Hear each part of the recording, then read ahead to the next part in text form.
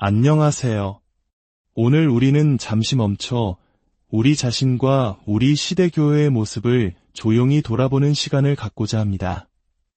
이 말씀이 여러분의 마음에 깊은 울림을 준다면 구독과 좋아요를 통해 더 많은 분들이 이 은혜를 나눌 수 있도록 도와주시길 바랍니다. 여러분의 작은 실천이 하나님의 말씀을 세상에 전하는 귀한 통로가 될 수 있습니다. 주님의 이름으로 여러분을 축복합니다. 저는 사역을 하며 전 세계 수많은 나라와 다양한 배경을 가진 크리스천들을 만날 기회가 많았습니다. 여러 곳을 다니며 저는 하나님께서 참으로 살아계셔서 놀라운 방식으로 일하고 계심을 목격합니다. 하나님이 죽었다는 식의 신학에는 결코 동의할 수 없습니다. 그분은 분명히 살아 역사하십니다. 하지만 솔직히 고백하자면 시간이 갈수록 제 마음 한편에는 점점 더 큰 실망감이 자리 잡고 있습니다. 물론 하나님께 실망한 것이 아닙니다.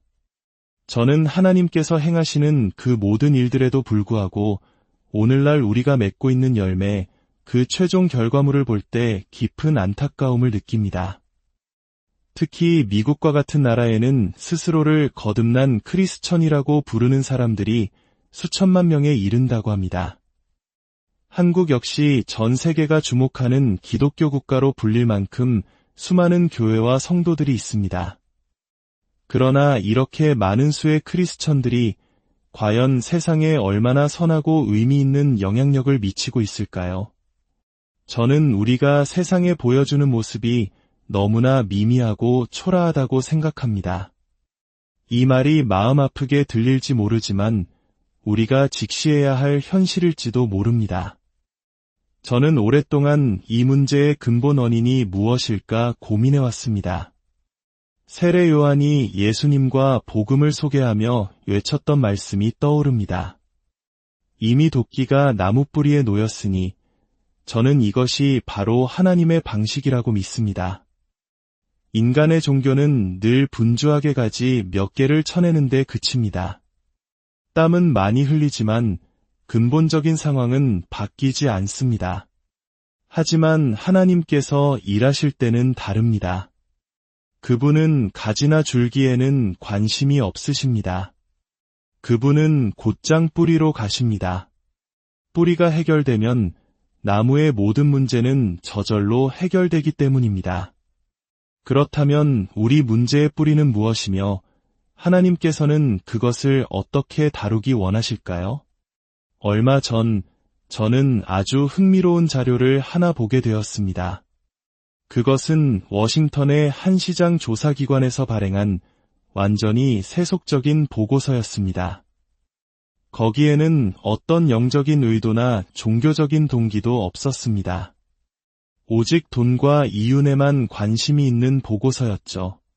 그 연구의 주제는 거듭난 크리스천들에게 마케팅하는 법이었습니다.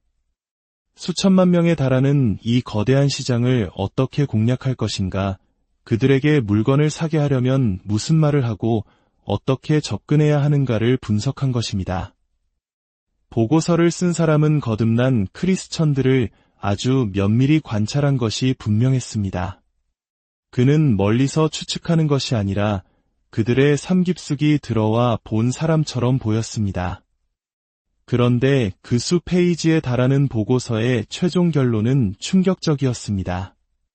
단 한 문장이었습니다. 사실 그들은 나머지 사람들과 별다른 차이가 없다. 이 결론에 분노하거나 불쾌하게 느끼실 분도 계실 겁니다. 하지만 이것은 매우 수준 높은 세속 관찰자가 내린 냉정한 평가였습니다. 그리고 솔직히 저는 그 말에 상당한 진실이 담겨 있다고 생각합니다.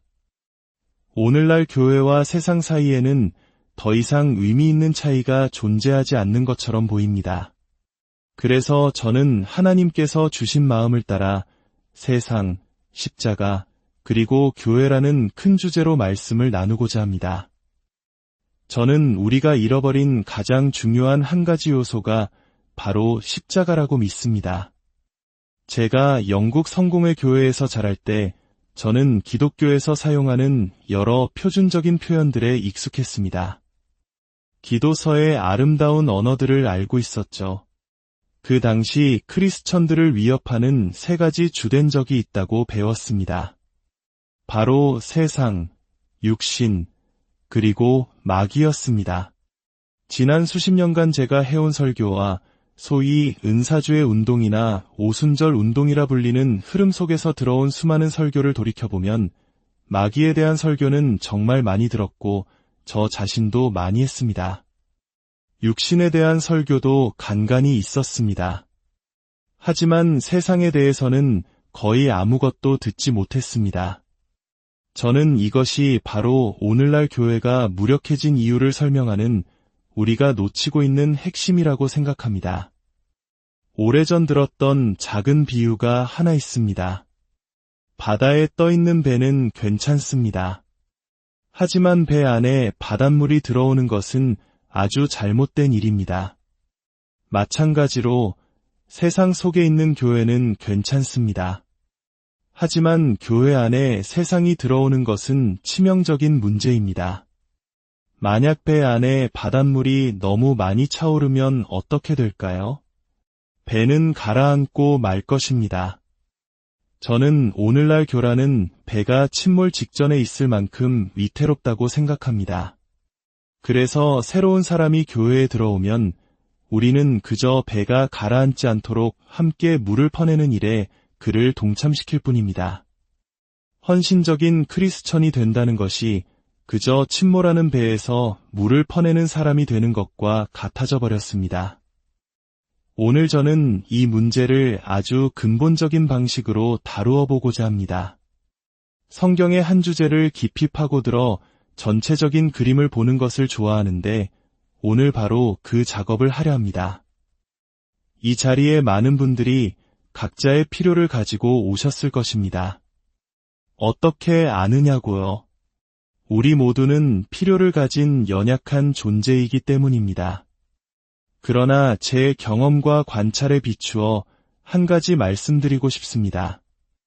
만약 여러분이 자신의 필요에만 집중한다면 여러분은 결코 그 필요의 끝에 도달하지 못할 것입니다. 평생 그 필요의 노예로 살게 될 것입니다. 나는 이게 필요해, 저걸 원해, 나를 도와줘, 나를 위해 기도해줘, 나를 축복해줘 라는 이 좁은 틀에서 우리를 해방시켜줄 무언가가 필요합니다. 저는 오늘 나눌 말씀이 여러분을 자유롭게 하는 힘이 되기를 소망합니다. 여러분의 시야가 넓어지고 신앙과 교회, 그리고 하나님을 아는 지식 안에 여러분의 작은 개인적인 경험과 필요를 넘어서는 훨씬 더 위대한 세계가 있음을 발견하게 되기를 바랍니다. 지혜에 대한 정의 중 하나님의 관점으로 사물을 보는 것이라는 말이 있습니다. 오늘 저는 바로 그 일을 하려고 합니다. 여러분에게 하나님의 관점을 제시해 드리고자 합니다. 현대의 기독교는 마치 갈릴레오 이전 시대의 천문학과 같습니다. 코페르니쿠스가 지동설을 주장하기 전까지 사람들은 태양이 지구 주위를 돈다고 굳게 믿었습니다. 갈릴레오가 망원경으로 하늘을 관찰하고 지구가 태양 주위를 돈다는 사실을 증명하기까지 지구 중심적 사고는 절대적인 진리였습니다. 아이러니컬하게도 당시 교회는 그 진리를 말했다는 이유로 그를 거의 죽일 뻔했습니다. 저는 오늘날 많은 크리스천들이 영적으로 여전히 코페르니쿠스 시대에 살고 있다고 생각합니다. 우리는 여전히 하나님이 우리를 중심으로 돈다고 생각합니다. 예수 그리스도라는 태양이 우리를 중심으로 뜨고 진다고 믿습니다. 우리는 지독히 나 중심적, 지구 중심적입니다. 이제 우리에게는 영적인 혁명이 필요합니다. 코페르니쿠스에서 갈릴레오로 넘어갔던 것만큼이나 거대한 인식의 전환이 필요합니다. 태양이 우리 주위를 도는 것이 아니라 우리가 태양 주위를 돈다는 것을 깨달아야 합니다. 모든 것의 궁극적인 목적은 우리와 관련된 것이 아니라 하나님과 관련되어 있습니다. 하나님이 시작이시며 하나님이 끝이십니다. 이러한 관점의 전환을 위해 오늘 우리는 신약 성경에 자주 등장하는 두 단어의 의미를 깊이 살펴볼 것입니다. 한국어 성경에서는 두 단어 모두 종종 세상 혹은 시대로 번역됩니다. 헬라어 원어는 아이온과 코스모스입니다. 오늘은 그중 첫 번째 단어인 아이온, 즉 시대에 대해 성경이 무엇이라고 말하는지 함께 탐구해 보겠습니다. 저는 성경을 읽다가 철학에서 예수님을 믿는 신앙으로 회심한 사람입니다. 성경 말씀이 저를 변화시켰습니다. 그리고 하나님께서는 제게 즉시 다른 사람들에게 성경을 가르치고 싶은 열망을 주셨습니다. 저는 하나님의 말씀이 사람들의 삶에 받아들여지고 믿어질 때 그들을 변화시키는 능력이 있음을 온전히 신뢰합니다. 갈라디아서 1장 3절과 4절 말씀으로 시작하겠습니다. 우리 하나님 아버지와 주 예수 그리스도로부터 은혜와 평강이 있기를 원하노라. 그리스도께서 하나님 곧 우리 아버지의 뜻을 따라 이 악한 세대에서 우리를 건지시려고 우리 죄를 대속하기 위하여 자기 몸을 주셨으니 예수님께서 십자가에서 죽으신 주된 목적 중 하나가 바로 이 악한 세대, 즉 이 악한 시대에서 우리를 건져내시기 위함이었다는 것입니다. 이 사실에 대해 깊이 생각해 보신 적이 있습니까? 스스로에게 나는 과연 이 악한 시대로부터 구출되었는가? 라고 물어보신 적이 있나요? 대부분의 크리스천들은 이런 식으로 생각조차 하지 않습니다. 우리는 이 시대에 살고 있으니 어떻게 이 시대로부터 건짐을 받을 수 있겠냐고 반문할지도 모릅니다. 그러나 성경은 분명히 말합니다. 예수님의 죽음의 목적은 우리를 이 악한 현 시대로부터 구출하는 것이었습니다. 이제 신약 성경이 시대들에 대해 무엇이라 말하는지 창조의 시점부터 거슬러 올라가 보겠습니다. 히브리서 1장 2절입니다. 이 모든 날 마지막에는 아들을 통하여 우리에게 말씀하셨으니 이 아들을 만유의 상속자로 세우시고 또 그로 말미암아 모든 세계를 지으셨느니라. 여기서 모든 세계라고 번역된 헬라어 단어가 바로 아이오나스, 즉 시대들입니다. 하나님께서 예수님을 통해 시대들을 창조하셨다는 것입니다. 많은 사람들이 세계라고 하면 물질적인 우주를 떠올리고 시대라고 하면 시간의 개념을 떠올립니다. 그런데 놀라운 것은 성경은 아인슈타인의 상대성 이론을 거의 19세기나 앞서서 예견했다는 점입니다.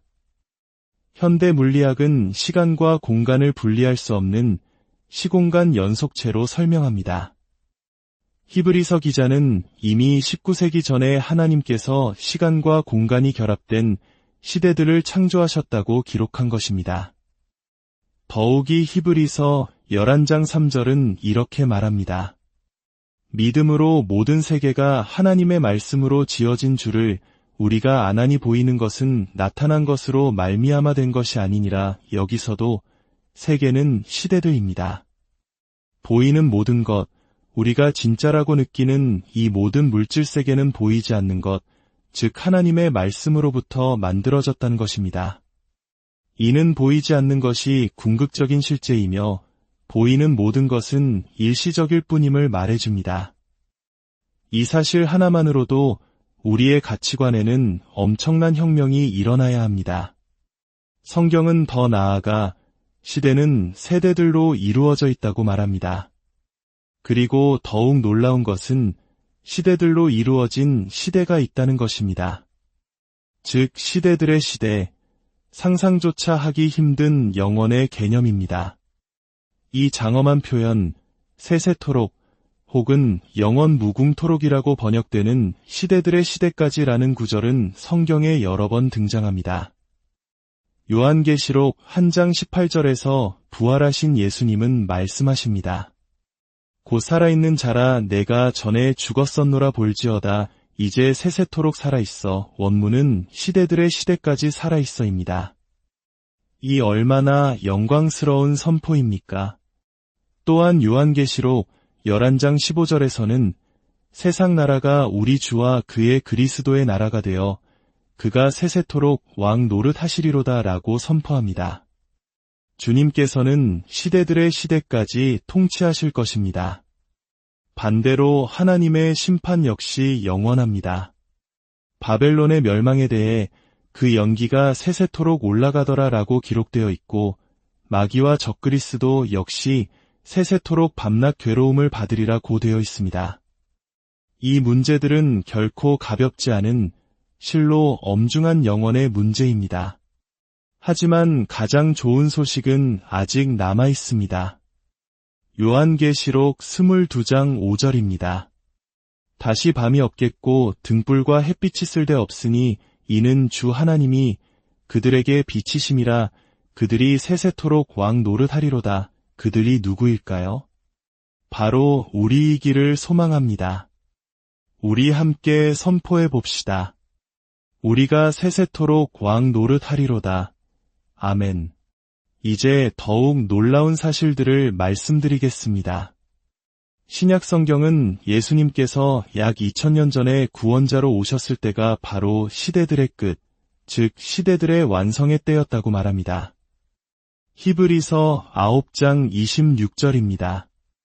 이제 자기를 단번에 제물로 드려 죄를 없이 하시려고 세상 끝에 나타나셨느니라.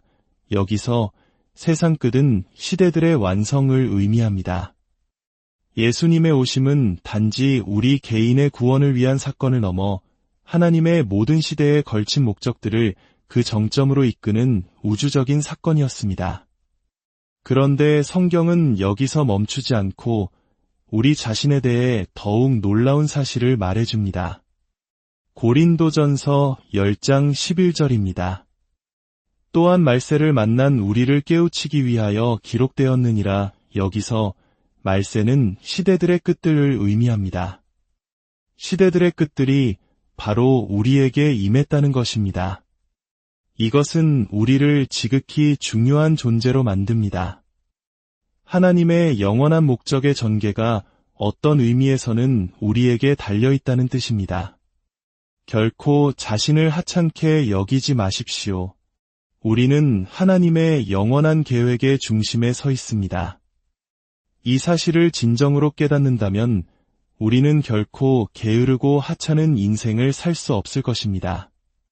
마지막으로 아주 단순하지만 중요한 사실이 있습니다. 이 현 시대는 끝을 향해 가고 있다는 것입니다. 여러분은 이 사실을 염두에 두고 살아가십니까?